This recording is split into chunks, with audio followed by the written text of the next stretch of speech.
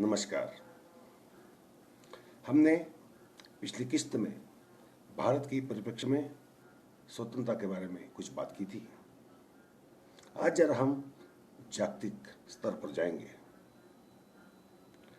हम जो स्वतंत्रता में बाधा डालने वाली जो ऐहिक हो, आध्यात्मिक हो या धार्मिक हो, ये बातों पे भी हमने बात की थी।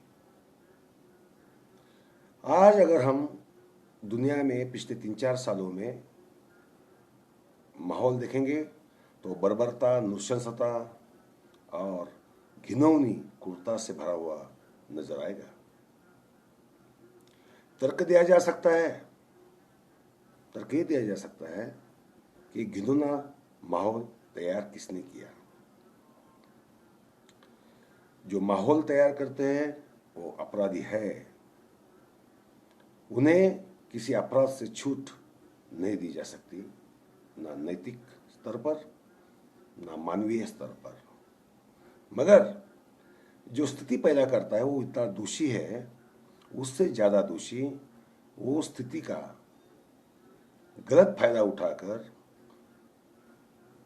बदले की हो या अपनी विकृति को, अपनी हिंसक प्रवृत्ति को अवसर देने वाली जो व्यवस्था है, जो संकल्पना है, जो मानव के इतिहास में सबसे बड़ा काला धब्बा है, घिनौना धब्बा है। हम देखते हैं आईसिस, इस्लामिक स्टेट जिस ढंग से मध्य पूर्व में हो, यूरोप में हो, शायद अमेरिका में कुछ योजना बना रहे हो, जिस ढंग से ये लोग घिनौनी हिंसा पर उतरे हैं, वो मानवता को, स्वतंत्रता को पूरी तरह से बदनाम कर रहे हैं। और ऐसा ही सिलसिला जारी रहा तो मानवता का और ज्यादा नुकसान करने वाली ये घटना उनके बारे में भी हो सकती है। इसका ध्यान उन्होंने भी रखना चाहिए। इस्लाम 6वीं-7वीं सदी के दौरान अरबस्तान में पैदा हुआ, टूलिया थी वहां। मोहम्मद पैगंबर साहब ने इस्लाम की स्थापना की। उनका न हदीस से संबंध है, न शरिया से संबंध है। कुरान तक ही उनका महत्व सीमित था, है और रहेगा। मगर दोनों बातें लो, तीनों बातें लो, वो एक समय, एक भौगोलिक स्थिति की मर्यादा में था। हर स्थिति की एक मर्यादा होती है और वो मर्यादा में उसकी जो समस्या होती है, वक्त की जो समस्या होती है, वो सुलझाने की हर इंसान कोशिश करता है। कोई किसी को खुद को प्रेषित कहता है, समझता है, या वो प्रेषितत्व लादा जाता है, चाहे कुछ भी हुआ हो। मगर समय आगे चला जाता रहता है, भूगोल बदलता रहता है, आपकी ज्योग्राफी बदलती है, देश की सीमाएं बदलती रहती है, समाज बदलता रहता है, नए नए अनुसंधान होते रहते हैं, नई नई तत्वधाराएं आती रहती है और इंसान अपने समय के अनुसार सुखी जीवन यापन करने की कोशिश करता है।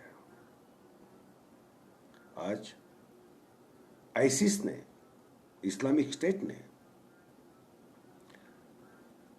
मानव जाति को, ना केवल मुस्लिम धर्मियों को मगर सबको 6वीं-7वीं सदी में ले जाने का जैसे ठान ली है। औरतों को तो कोई स्वतंत्रता थी नहीं, है नहीं। जिनको मिली उनके खिलाफ बहुत सारे प्रचार किए गए। एक मॉडल बनी पाकिस्तानी लड़की को खुद भाई ने मार गिराया, हत्या कर दी। हम इंसान हैं या हैवान, या हमें को सोचना पड़ेगा। क्या हमें इंसान की अंदरूनी, उसकी दिल से आती हुई इच्छाएं, आकांक्षाओं का कोई मोल नहीं है? ये मोल हम हमारे आंखों के सामने गिरता हुआ देख रहे हैं। हम जब देखते हैं इस दुनिया की ओर तो ऐसा लगता है कि अगर दुनिया इतनी घिनौनी है तो इस पर जन्म लेने का गुनाह हमने क्यों किया? परलोक तो है नहीं, ये कल्पना है। एक जमाने में थी जब आदमी इलिटरेट था, उसे कोई ज्ञान नहीं था, उसे जो है इस विश्व के पार कोई और स्वर्ग, नरक, जन्नत, दोजख, हेवन, हेल, ऐसा कुछ होगा ऐसा लगता था। वो उसकी कल्पना थी। उसके डर से भरे मन में वो कल्पनाएं आती गई। डर आदमी का जहां आता है वहां ही धर्म का, देवी देवताओं का, सर्वशक्तिमान प्रभु का उदय होता है। क्योंकि इंसान अपने आप को दुर्बल समझता है। जबकि ये सारे कल्पनाएं दिमाग में पैदा हुई इंसान की। कोई प्रभु नहीं है, कोई अल्लाह नहीं है, मगर हम मानते गए। ये सारी मानव जात दुनिया के किसी भी कोने में जाओ, आदिवासियों में जाओ, जंगलों में जाओ, पहाड़ों में जाओ, जहां इंसान रहता है उसको परलोक के बारे में अलग अलग कल्पना है। अल्लाह एक रहता था तो सबकी कल्पना एक ही होती थी। ईश्वर एक होता था तो सबकी कल्पना ईश्वर के खिलाफ घूमती थी। अगर कोई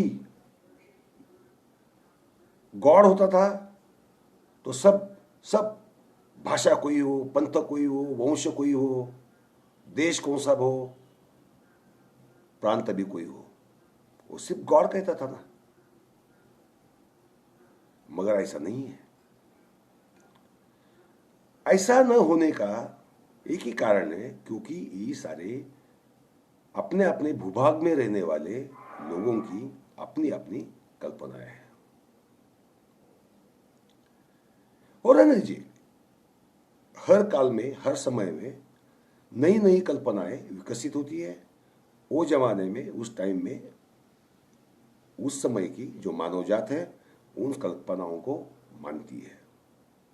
मगर समय रुकता नहीं है, समय आगे जाता है।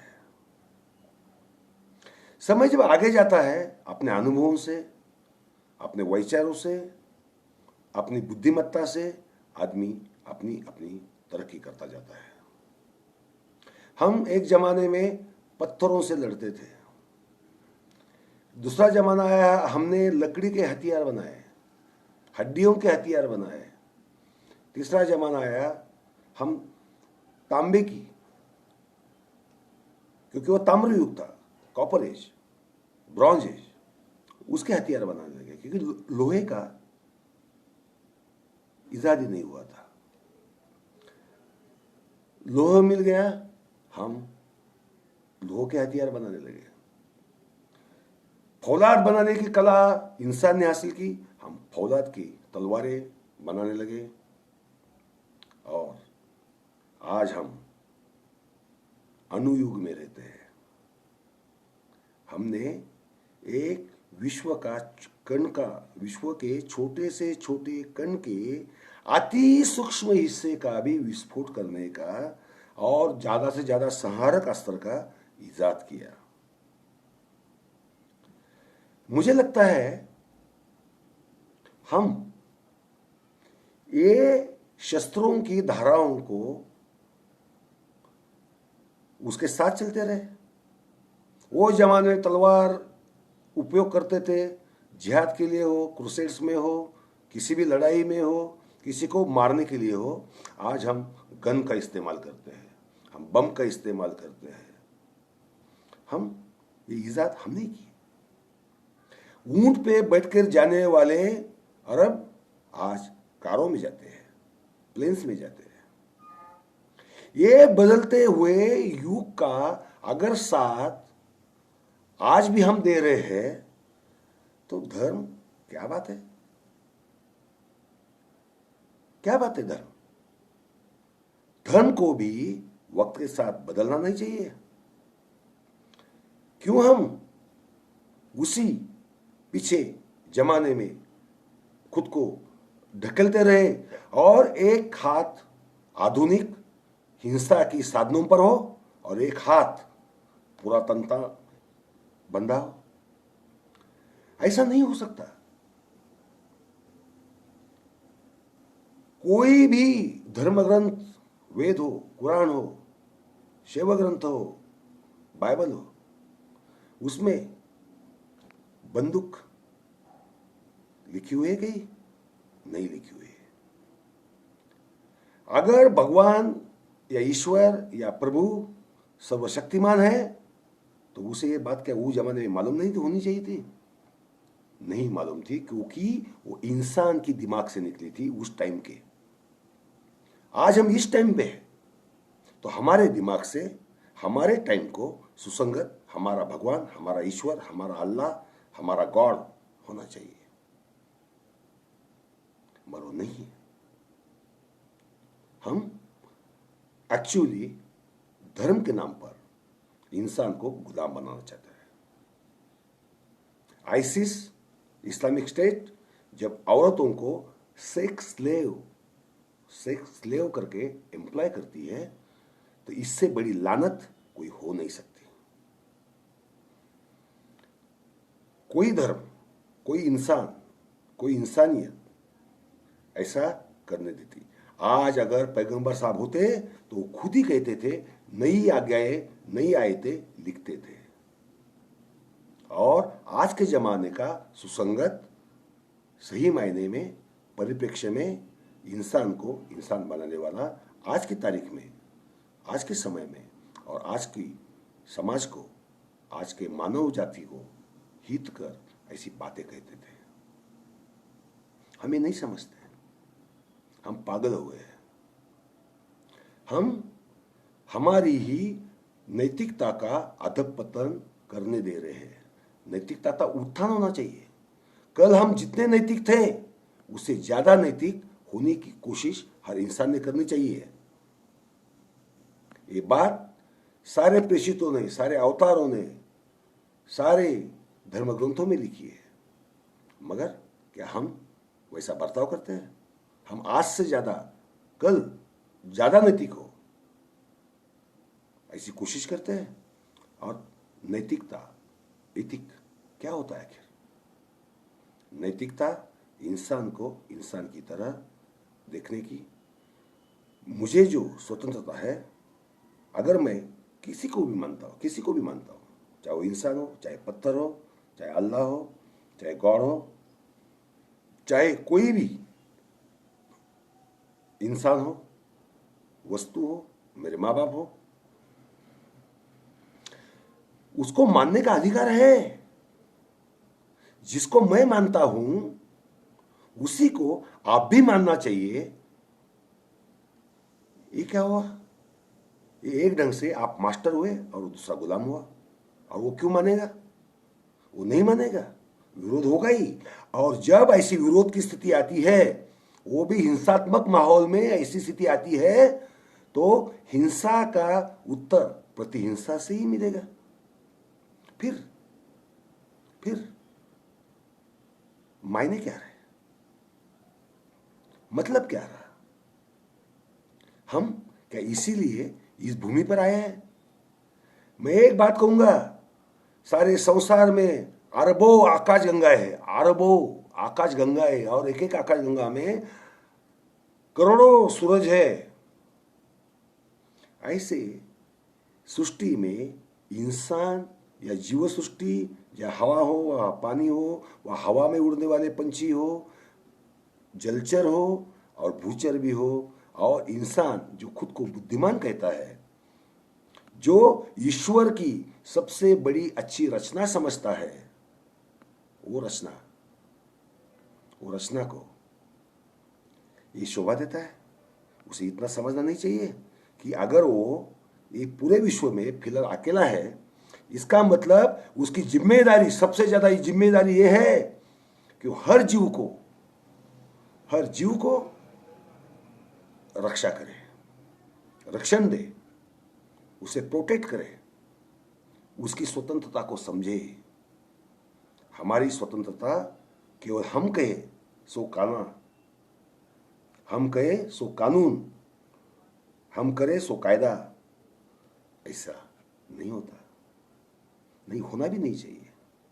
हमें दुनिया में इस छोटे से भूतल पर जो भी इंसान है, जो भी प्राणी है, जो भी पंछी है, जो भी जलचर है, उनको जीने का अधिकार है।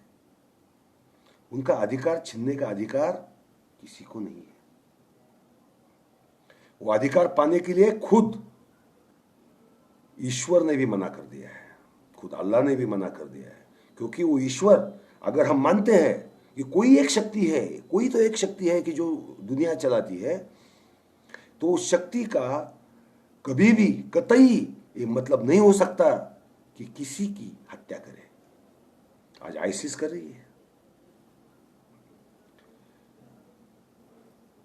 वो जो है क्या, जाकिर साहब कहते रहते हैं,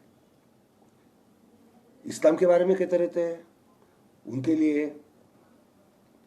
इस्लाम श्रेष्ठ है, हर्ज नहीं, उनको वो अधिकार है।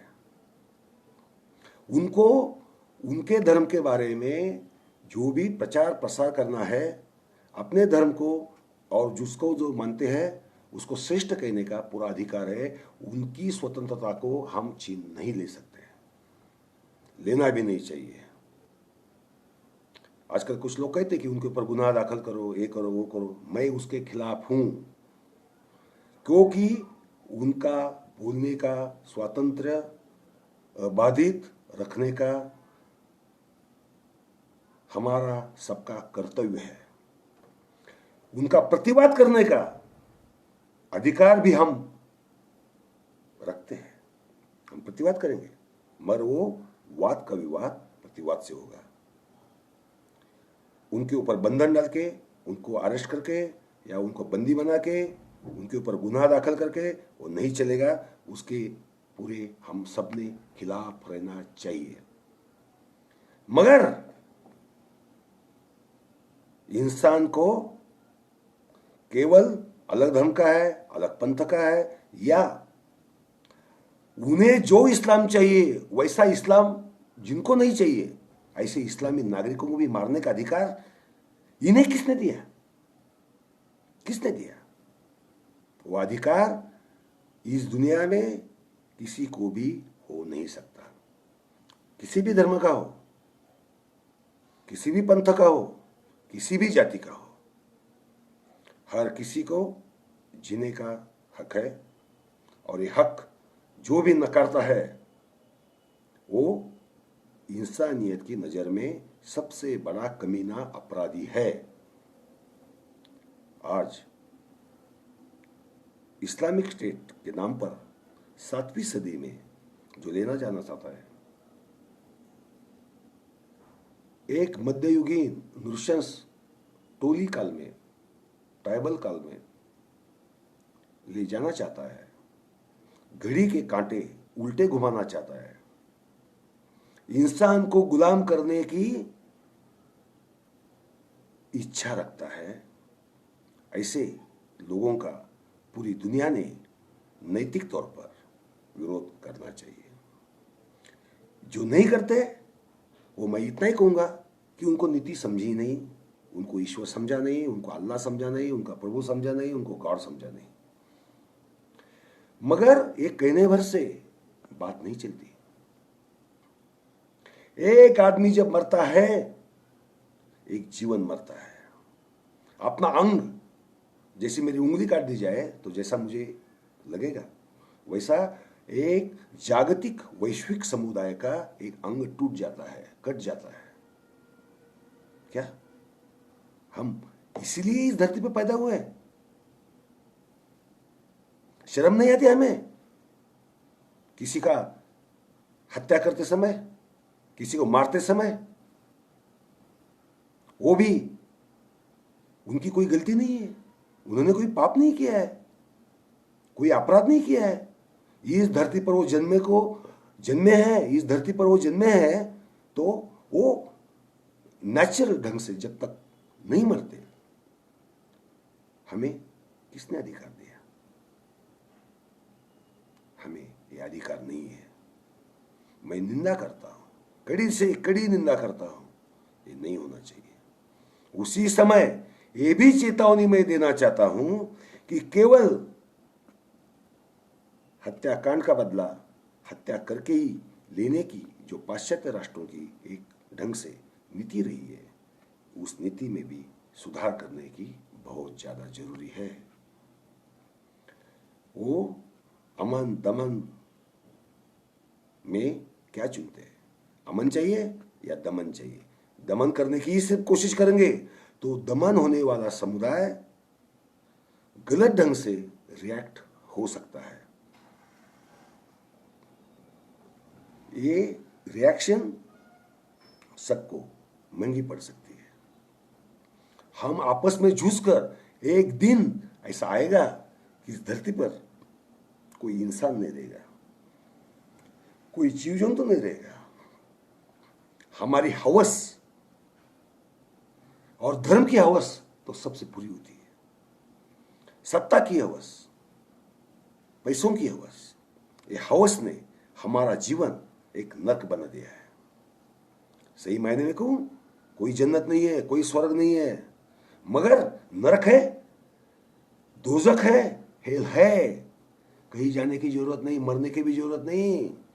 जहां आप है वो धरती ही एक नरक बन गई है, और हम वो नरक को और से और ज्यादा तकलीफ भरा, वेदना भरा, हिंसा भरा नरक, दोजख, हेल हम खुद बना रहे हैं। हमें सचमुच शर्म आनी चाहिए। सोचो, जरूर सोचो। धन्यवाद।